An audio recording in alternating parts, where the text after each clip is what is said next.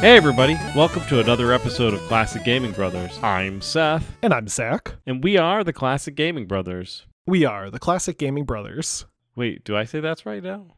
Or Yeah. were you supposed to say, I guess I do say that's right. That's right. We are the Classic Gaming Brothers. That's right. You looked shocked. I did. Reason. I thought you were supposed to say that's right. No. I fumbled for a second. And you did fumble. I thought your fumbling was meaning that you missed that. That's right. No. I fumbled because I was making sure I'm not talking too loud because I don't want to disturb my neighbors.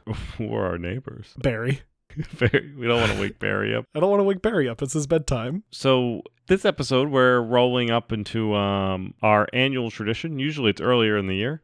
However, this year, PAX was pushed this year, so thus our Pre-PAX pod had to be pushed back as well. And it is happening in May. Yeah, so it begins on May 8th and will go through May 11th. Seth and I will be there May 9th and 10th. Right. We'll be there Friday and Saturday of the show. We will be in Boston the Thursday through Sunday morning, but we're not doing much on Sunday except traveling, so we won't be around for any signatures or well, if you want an autograph on Sunday, you let us know. We'll make it happen. We'll make it happen. That's right, Classic Gaming fans. But yeah, so we're excited. We go do PAX with a cadre of folks, a majority of them named Ryan. We do seem to collect Ryans. Ryan, also known as Rio, was actually on our show to talk about Galaga in the past, and we also have Ryan Prime, who is from England and will be joining us as PAX as well. You can listen to Ryan Prime on our Twitch channel because he used to play video games with us when he lived not in England. Yeah, he used to play The Forest and also that one game that we played with him that one time that I can't remember the name of. Generation Zero. According to Steam, it's Generation Zero registered trademark. Ryan is a great guy. Ryan is also a great guy. And we're hanging out with two of our other pals. Yes, Mike and Sandy with Dice Ninja will also be joining us. And we'll have a nice little cadre of folks descend upon the city of Boston. We plan on not only going to PAX, but we also plan on drinking a lot of alcohol and escaping from rooms. Yes. Not necessarily doing an escape room. We're just planning to escape from a room. Yeah, well, after drinking a lot of alcohol. Sometimes trying to get out of bed after drinking a lot of alcohol is like escaping a room. But yeah, so it's always a fun time. I really like the logistics of it, mostly because I travel by train and I really love trains. We'll be taking the train up and going to visit the great city of Boston. It'll be just a fun time. It'll be a good weekend, a lot of video games and a beer and hopefully some good food. At some point I'll get cranky because I'll be tired. Well, so that's one thing Zach and I learned last year at PAX. We had the Ryans join us. we learned something about all of us sharing a room, and that was a number of the Ryans and Zach snore really bad. I think all three of us besides you snore. Because I don't sleep. Yeah. Because of all the snoring. Because we snore. So I can't sleep. This year we've prepared. Zach and I both brought sleep masks that cover your ears and eyes. And they play music. Well, they're Bluetooth headsets, so they don't necessarily play music. Mine, in fact, is going to play a YouTube video of a guy restoring watches. Oh, that's a great video. Sometimes I do one of someone talking about Super Mario 64. Yes, I like Wristwatch Revival is my watch restoring video of choice. Not only is Marshall a great YouTube channel to watch and enjoy watching him put together back watches, but it's also a great channel to fall asleep to because he has a really good voice. Anyway, so we're gonna descend on the city of Boston. There are some traditions that we will probably revisit outside of going to PAX. We generally get breakfast at South Street Diner. Yes, which is it's not a train car. So it is like a train car era diner, but it's definitely not a train car. It's from 1947. It's been basically, I think, continually operating since 1947, 24/7, 7 days a week. Originally named the Blue Diner, it changed its name to South Street at some point. and its busiest hours are between 1 a.m. and 4 a.m. That's where we'll usually get breakfast at least one day. It's a good diner. Then we'll be going and doing some beer tours, and like I said, we'll be possibly escaping from a room. And Zach, is there anything in Boston that you're excited about seeing outside of PAX? That's a very silly question because I work in Boston, so I see a lot of Boston almost every day of my life. But no, I'm excited to hang out with my brother and some of our friends, and I'm excited to do the beer tour. But yeah, no, I'm looking forward to it. I think it should be an exciting time to hang out with some people that I like. Fun. Now, Zach, since this is our Pre-PAX pod episode, and we can't start a classic gaming episode without talking about it, what have you recently been playing? Well, Seth, when we did our episode talking about Easter eggs, we mentioned Homefront: The Revolution and how you can find Time Splitters 2 in that game. So I decided I wanted to play Homefront: The Revolution again. I've actually already played a good chunk of it. It was one of my Is It Really That Bad a few years ago, and at the time I said, yes, it's really that bad. However, part of me was wondering, why did I not like Homefront: The Revolution, and what was wrong with it? So I decided I was going to start it again from the very beginning and play through to the end. And so far, I'm a few hours into the game, and I'm enjoying it more than the first time I played it. I'm not sure if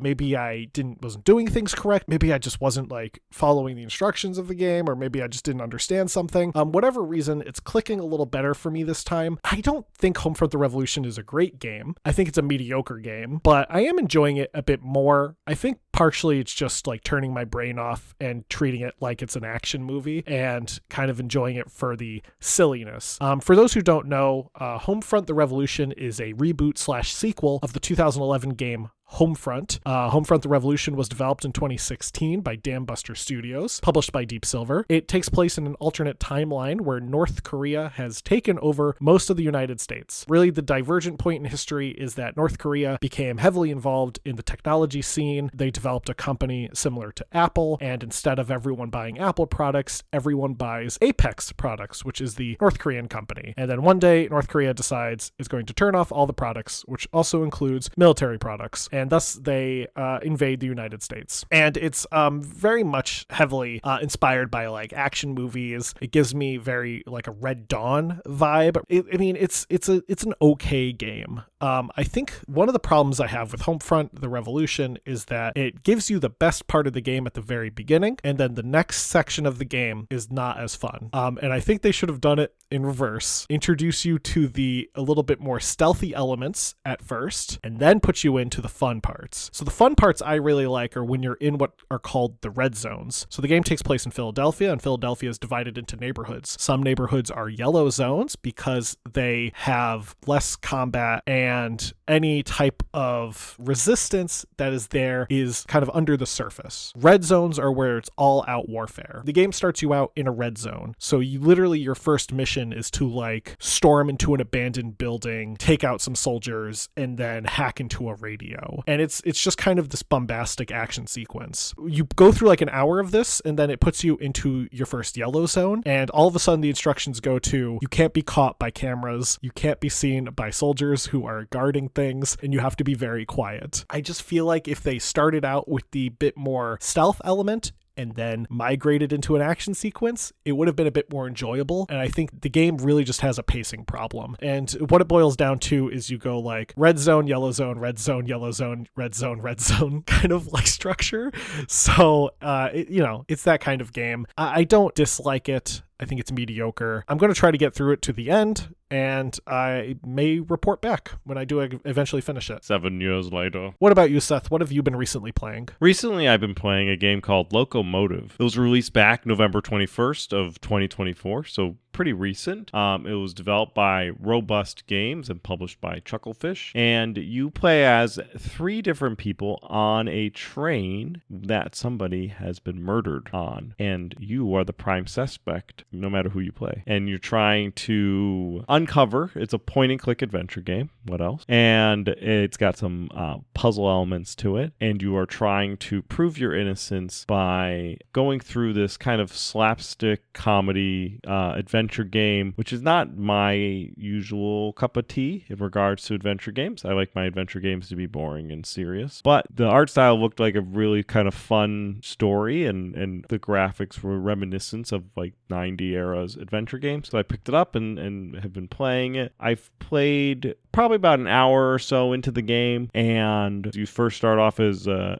attorney, and you're arrested by the cops, and you're trying to like see if you can get out from the room, from the interrogation room, and you have to do certain like actions, and you interact, and there's always like you have to take the fan and blow the fan so that it knocks over the bell, so you get the bell, and then you get the keys, and so on and so forth. And then eventually for the cops, like you get everything squared away, and you're about to jump out the window, and the cops just come walking in, and you're like, all right, I'll tell you what happened. And then you kind of relive back to before the murder happens, and you're on this train, and you go through the adventures from the perspective of the attorney. And then there's three other characters that you go through the perspective of, and you learn about this whole family that the matriarch ends up getting murdered, and she owns this whole operation, this whole family. So like every character is tied to this family some way, and the first character is like her estate attorney. So like he's employed by the family to work on the estates, and other characters are either related to or hired by the family. So it's Locomotive. It's a pretty fun, quirky type of game. If you got a desire to play a modern classic point-and-click adventure that's kind of funny, then check it out, Locomotive. When I hear a game called Locomotive, I think of Locomotion. The Lego... No, that's Lego Loco. Locomotion is, I think, Chris Sawyer? Yeah, Chris Sawyer's Locomotion. But that eventually became TTT, didn't it?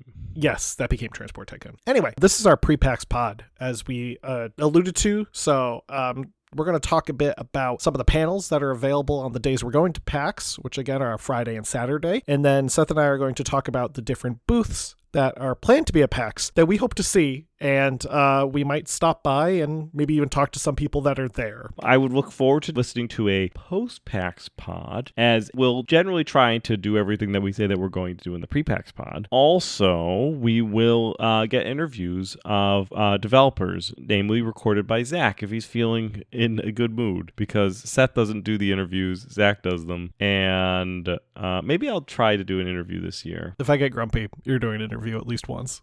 I will try to do interview. I just get really shy. I know you get shy. It's okay. Well, in terms of some of the panels that they're running this year, there's a ton of them, and a lot of them are really interesting. But there are a few that I picked. I picked actually 4 in my schedule. But looking at the schedule, I'm already planning to add a few more. On Friday, though, at 1:30, there's the Apple II Origins of Today's Games panel, which is a look at iconic games for the Apple II, such as Castle Wolfenstein and Ultima. The panel looks at the history of the Apple II and how some of the early games on it inspired future titles. As a fan of the Apple II, as someone who has an Apple II sitting next to me, I always am looking forward to learning more about what the Apple II has to offer. I really like playing Apple II games. I have to be in the right mood sometimes to play them, but I always get a kick out of, copying a floppy and then trying something out. So I look forward to this panel. Maybe I'll learn about some games I'm not familiar with, and maybe those will be future recently plays. I actually was only interested so far in one of the panels, and it's on Thursday.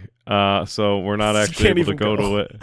But it's Mafia, the Old Country is having a developer panel. And the last time that I went to a Mafia developer panel, it was for Mafia 3, and that game ended up becoming really bad. So I was hoping to go to this game only to get to the question and answer phase to be able to ask them if they're going to do a better job this time. In this development panel, they're revealing new details about the game and offering behind-the-scenes look at past, present, and futures of the franchise. But yeah, that's pretty much the only panel that I was interested in attending. Maybe some of these other panels I may go with Zach, but generally I tend to miss out on panels. That's what ends up happening. I tend to not go to panels, and then people who go to panels get cool swag, and I get really jelly. And that's kind of like my MO when it comes to panels. So I imagine that I will do it again this year. I may go with anybody who decides that they want a friend to go with the panels just to see if there's cool swag. Take the cool swag and then leave. Because sometimes there was a pin that I think one of the Ryans got that you could sell immediately after getting it for free for $250. Yeah.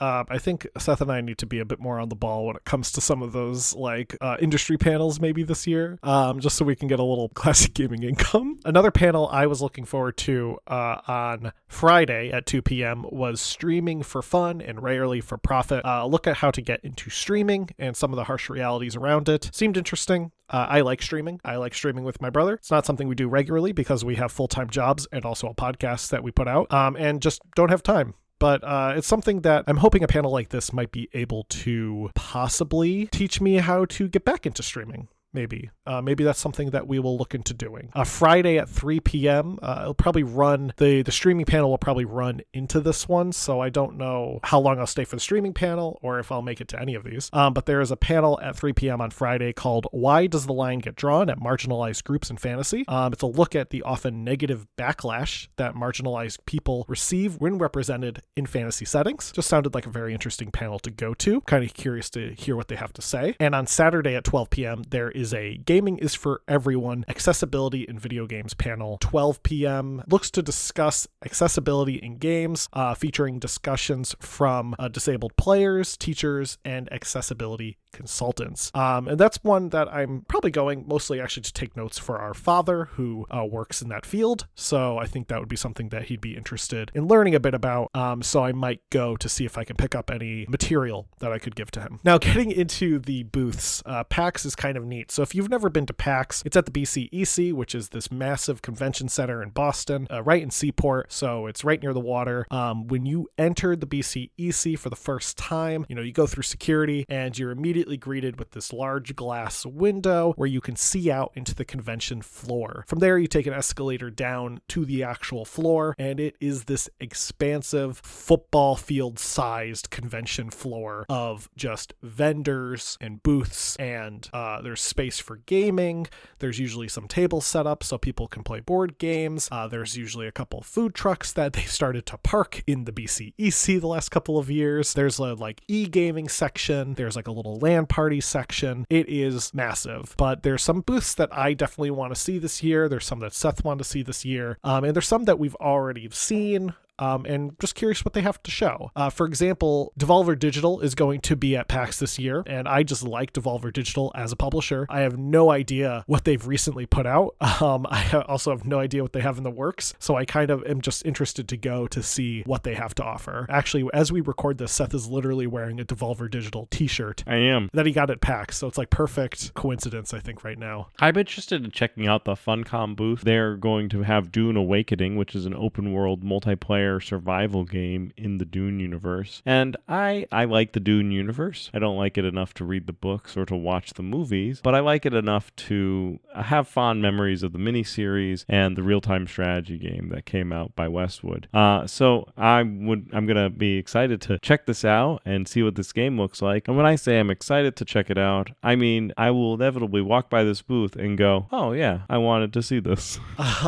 Next, a booth that Seth and I probably will both like to see is Games from Poland. So Games from Poland is unique. It's actually a bunch of booths. It's usually about 16. This year they definitely have 16 different games on display, but it's usually broken up so that the booth is kind of divided amongst smaller booths, and those booths are even subdivided amongst usually 2 to sometimes 3 displays. And these are all indie developers from Poland. So the Republic of Poland does have a initiative where they do provide some funding to the arts, and some of that funding is directly to game developers from Poland.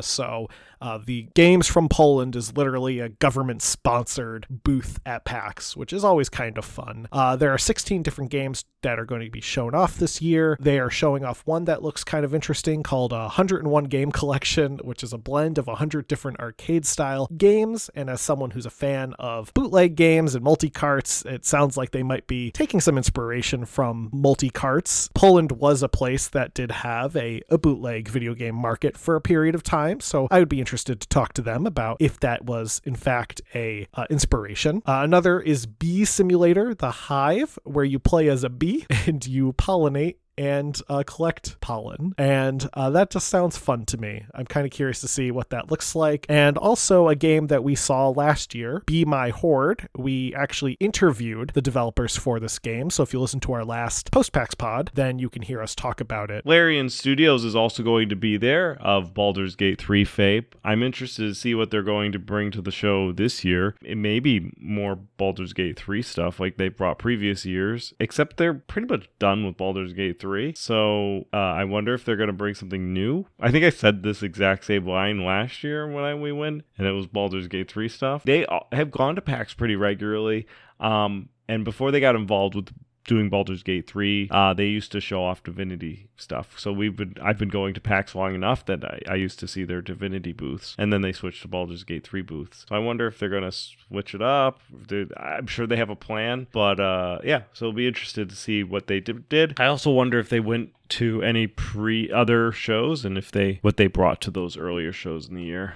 Now, a booth that I want to see is Atari. I love Atari, and I like what they've been recently doing. They've been publishing a lot of games recently. They're kind of getting back into the retro scene. They recently put out the 2600 Plus just a few years ago. They put out the 7800 Plus, and they actually are showing off a brand new Atari 7800 cartridge according to their PAX listing, and it says that they'll have cartridges for sale. And if they have Atari 2600 cartridges for sale, you know for a fact I'm going to grab one if I can, because I have a 2600. They also say they're going to be selling 2600 Plus consoles. Depending on if it's a good price, part of me is tempted to grab one. Now, I do have a Retron 77, which is the Retron that plays Atari games, but the 2600 Plus is like the official Atari one. Makes me kind of tempted to pick one of those up and use that instead of the Retron 77. Who knows? I'll see what they have. I'll take a look. I'll do some research, but yeah, that's Atari. Be cool to see them. I have listed here We Harvest Shadows, which is a company that's developing a first-person farming horror allegory where you become a recluse, build a farm, and survive the night. I checked their website. It looks like one of those simulator games, but creepy. So I sometimes really like those simulator games, and I also sometimes like playing horror games. So checking out a horror farming game seems like just a fun mashup, and so we'll check out We Harvest Shadows. Bitmask Games will be at PAX. Bitmask Games is a Rhode Island-based company. They are the creators of Nestmaker, and Seth kind of knows them, I think, or at least is on talking terms with one of the developers of Nestmaker. And I would really love to see if they have any copies of their first party games that they've created through Nestmaker for sale, or even just to play. And I've also been thinking about picking up a copy of Nestmaker so that we can make the CGB game. There's a company called Turnip Games. It's an indie game studio founded by best friends. I wonder what those would be like. Who created the world of Sunset High. And you have to explore the world of Sunset High and solve the mystery of a missing friend, all while stuck in a time loop. And all those things together sound like a game that I would enjoy. Sounds like a point-and-click adventure, perhaps, in a time loop and set in a high school. Sounds like an adventure game that I would enjoy. So we'll check out Turnip Games there. Love some turnips. Brandon Heslow Games will also be at PAX. He's the developer of Desktop Survivors 98, which is described as a roguelike dungeon crawler where your own cursor is the hero. Sounds fun. I like dungeon crawlers, I like roguelikes, and what's better than Windows 98, if not anything? So I'm curious to see what this game looks like, how it runs, and maybe get a chance to talk to Mr. Heslow. Shapes with Z 2 will be there. It's a sequel to the minimalistic factory building game called Shapes with the Z, all about automating shape production. Kind of reminds me of Factorio or Satisfactory. This sequel expands on the original concept and adds multi-level factories and more complexity to the different shapes. It looks like a fun game to check out, and it'll be cool to see it being played at PAX. Oh, man. Brendan Heslow developed Buddy Simulator. Oh, fun. I like Buddy Simulator a lot. Maybe we should get him on the show. Didn't we beat Buddy Simulator? Yes, we did. We beat it on stream. We had to come back and play it.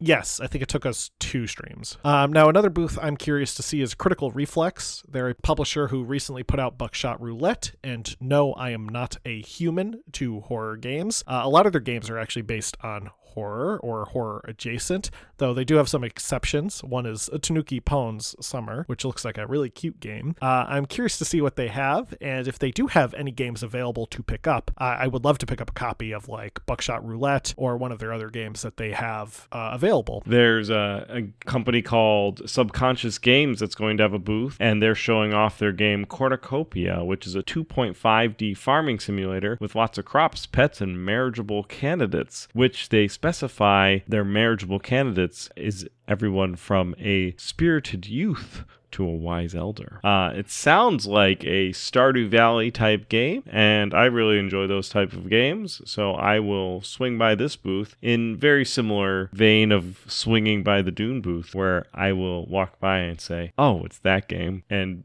check it out. For me, another publisher I'm interested in seeing is Dread XP. They're a independent horror publisher. We've seen them before at PAX. They published games like Mortuary Assistant and My Friendly Neighborhood. They recently announced the game Paranormal Activity Found Footage, and I don't believe they've shown any footage of this game. They've only released the title, so I'm interested to see if they have it available to be shown. From the name, it sounds like it could be a spooky game. I'm kind of curious if they're going to go the route of that. There's been this kind of emerging aesthetic in found footage style games where it feels like the game uses like VHS filters to make it feel more realistic. There's like some body cam game coming out, and then there is like a police body cam game that got a lot of attention because it was like hyper realistic. So I'm curious to see what this one looks like. Hopefully they'll have it on demo. There's a company called Standing Cat. They're showing off their debut title, Necromancer of Nowhere. It's an isometric action puzzle game where you create portals and go through different areas and resurrect ghosts from the perspective of a necromancer who is a cat, which is always fun. It looks like a fun and cute game, and I'm excited to swing by and check it out. Now, surprisingly, I did not expect to see this name on a list of developers at PAX. Firefly Studios is going to be there. I didn't know Firefly Studios still existed, let alone is going to be at PAX. They're actually apparently connected to Devolver Digital now. For those who don't know, Firefly Studios is the company that created Stronghold.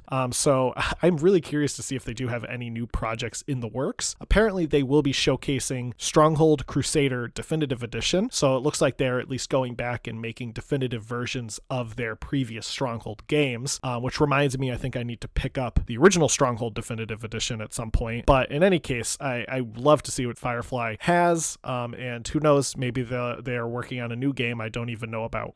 There's a company called Only by Midnight, a Canadian studio developing a turn-based strategy game inside a simulation game called Control-Alt-Deal, where you play as a sentient AI trying to escape a dystopian megacorp. That just sounds a lot of fun, and I didn't actually look up anything about this game because I'm excited to think about what it looks like in my head and then see what it looks like in person. Now, Retroware will be making an appearance. They had a featured booth, I believe, 2 years ago. I remember they were showing off Toxic Crusaders, and Seth waited in line to play it, and I think you thought it was okay. Retroware is Screenwave Media's video game developer / publishing arm. They also are the organization that runs Too Many Games. I love Too Many Games. I thought it was a great convention, but Retroware is probably best known for publishing AVGN-based media and the upcoming Toxic Crusaders game. I'm not sure if they're working on anything brand new, but I might swing by to grab some merch. I do have a lot of memories of watching classic AVGN, so who knows if they have some of the DVDs for sale, maybe I'll pick them up.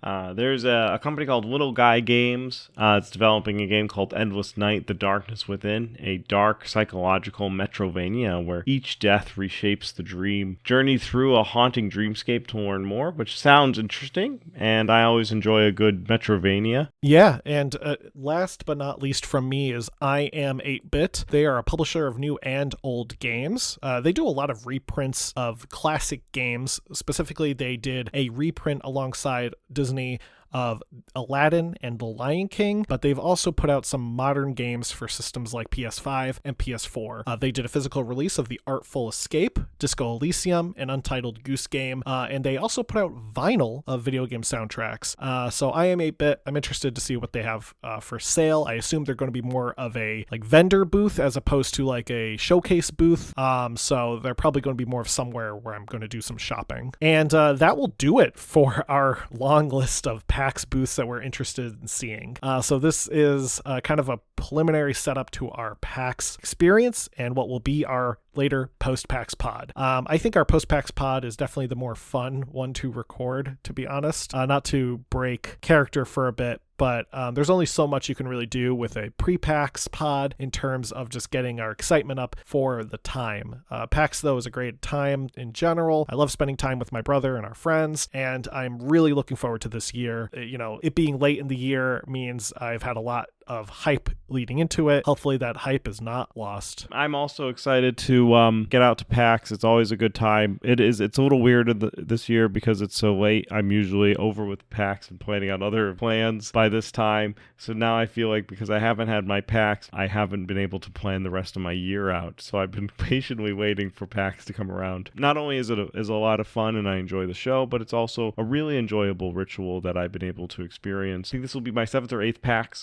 So it's a fun ritual. It's a fun thing to go through with people. It's fun to run into everybody. A lot of things at PAX, they say it's like coming home. There's some elements of that feeling there for me. I also appreciate at the end of last year, I did PAX Unplugged with my wife, which is kind of like our little thing that we do. And it's fun to be able to kind of experience the analog version of PAX with a woman that I love. So she ends up staying home for PAX East, but I get to see my friends that I like to see. So it's always a good time. Well, that will do it for our PAX episode, but before we really round things off, let's get into our retro rewind. So Seth had me play Atomic Robo Kid for the Sega Genesis. It was developed by UPL in 1988, and it's a fairly mediocre horizontal shooter. You play as a weird square robot that can fly around or walk really slowly. He shoots big beams and occasionally gets swarmed by rocks. I don't know. It was a fun name for a game that wasn't really that fun to play. I don't think it holds up. Next week, Seth, you can play Urban Yeti for the Game Boy Advance. Thanks. Zach had me play Super Godzilla for the SNES, released by Advanced Communication Company in 1993 and published by Toho, the same company that makes the Godzilla films. Super Godzilla is a game where you guide the titular Godzilla through the city. You smash various buildings in your path and you try to preserve your power levels. You occasionally come across different enemies, all being enemies from the various Godzilla film series. It's an odd kind of game that features a perspective of Godzilla as if you're looking up at him from the street level, so you're like piloting Godzilla with a remote control, essentially. You also have a little map that you can refer to in order to avoid any obstacles, which Godzilla, I assume, did not have a map because he was a reptile. Overall, it's an interesting game. I don't necessarily think it holds up unless you're obsessed with Godzilla and also SNES games. It's not really intuitive, though, and I think overall it's fine for what it is. Next week, Zach, you can play Pajama Sam 2, Thunder and Lightning Aren't So Frightening. Great. Well, thank you everyone for joining us for this episode, and we really hope if you hear this episode and you realize that, hey, I'm going to be at PAX at the same time as the Classic Gaming Brothers, this is my opportunity to meet them. Come meet us and let us know if you're going to be at PAX. You can do so by emailing us at classicgamingbrothers@gmail.com. We're available wherever podcasts can be found, be it Podbean, iTunes, or iHeartRadio. We're available on social media, Classic Gaming Brothers or CG Brothers Pod. Just look us up. If you can't find us, try one or the other. We're available on our website, classicgamingbrothers.com. And of course, we're available on YouTube, which is where we have episodes. I don't know. I don't know what I was trying to lead into. I don't know whatever you're trying to lead into. Anyway, Seth, am I forgetting anything? Don't play games like my brother. And don't play games like my brother. I've been Seth. And I've been Zach. And we've been the Classic Gaming Brothers. That's right. That's right.